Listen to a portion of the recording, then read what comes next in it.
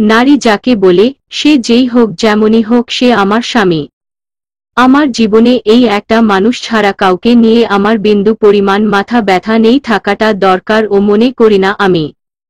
আমার কারো ভালোবাসা বা হিংসা বা রাগ কিছুই গায়ে লাগে না আমার স্বামীর সামান্য উঁচু গলায়ও আমি কান্না করি সামান্য মন খারাপ দেখলেও আমার চিন্তা হয় কিন্তু এই অনুভূতি আমার পরিবারের অন্য কোনো সদস্যর জন্যে আসে না।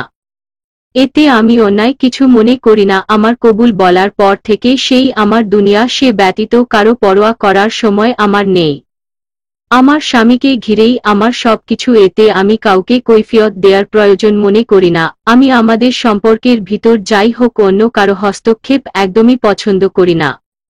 আমি কখনো আমার স্বামীর কাছে স্বাধীনতা চাই না কারণ এখনকার যুগে স্বাধীনতা মানে অশ্লীলতা তাছাড়া আর কিছু না। আমি চাই সে আমাকে ফলো করুক আমার সোশ্যাল সাইট এর সব পাসওয়ার্ড তার কাছে থাকুক সে দেখুক তার স্ত্রী ভুল পথে চলে যায় কিনা আমি কোথাও গেলে খোঁজ নিক কার সাথে গেছি কই গেছি। স্বামী তো আমার চরিত্রের রক্ষাকারী তার অধিকার সে আমাকে শয়তানের ফিতনা থেকে রক্ষা করুক। স্বামী স্ত্রীর মধ্যে প্রাইভেসি আবার কি জিনিস ভাই?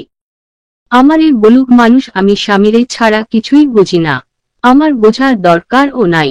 স্বামী আমার স্বাধীনতা স্বামী আমার ঘর বাড়ি এতে আমার সম্মানে আঘাত লাগবে না একটুও।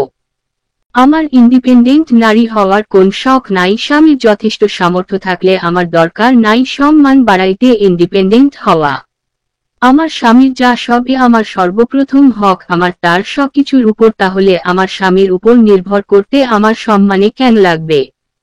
সরি ব্রো আমি এই নারীবাদী আজাইরা মনোভাবের কপালে ঝাড়ু মারি। আমার স্বামী আছে আমার কোনোরকম আকাইমা স্বাধীনতা দরকার পড়ে না আকাইমা সেলফ ডিপেন্ডেন্ট হওয়ার দরকার পড়ে না।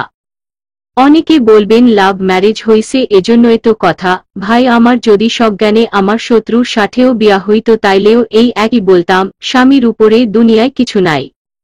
এখন বলতে পারেন স্বামীর এত ভক্ত তাইলে ঝগড়া কেমনে হয়? ঝগড়া বা রাগ অভিমান এগুলো কি তাহলে রাস্তার পুরুষের সাথে করব?